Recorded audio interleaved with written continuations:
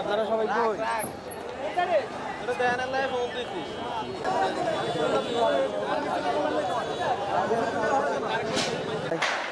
আগুন দেওয়া হচ্ছে ভিতরে এবং ছাদে বাহিরে, যে বিল্ডিংটি ভেঙে খুলে খুলে ফেলে দিচ্ছে।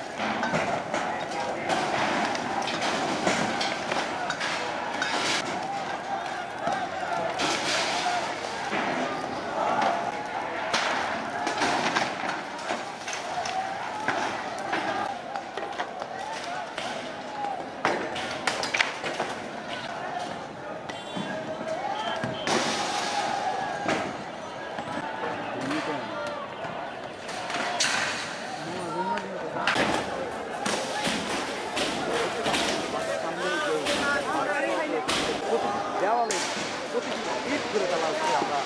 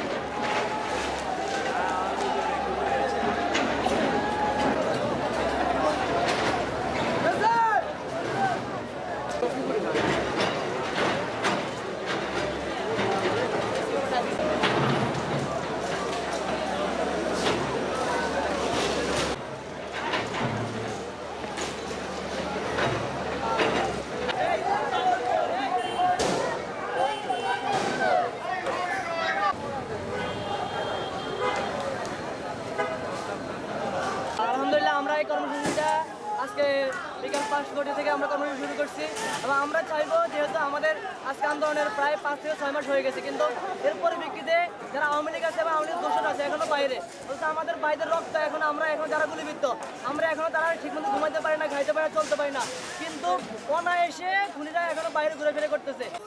আমাদের লক্ষ্মীপুরে স্বৈরাচারের ঠাঁই হবে না। স্বৈরাচার আমাদেরকে বিভিন্নভাবে অত্যাচার করেছে।